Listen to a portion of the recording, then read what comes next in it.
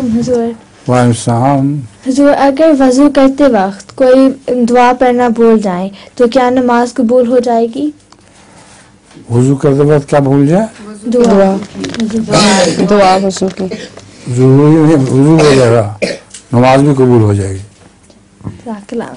लतीफ़ा है, सुनाए। हाँ, एक उस्ताद ने शागिर्द के बाप से कहा, आपका बच्चा हिसाब में कमज़ोर है। कल मैंने इससे पूछा कि अगर मैं 3 अंडे अशरफ को, 4 अंडे अकरम को और 5 अंडे तुमको दूं तो मैंने कुल कितने अंडे दिए?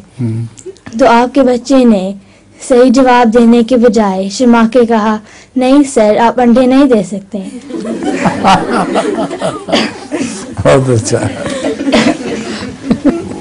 वो समझा सब वो भी अंडे देती है, उसका भी देंगे। अच्छा लतीफ़ा है।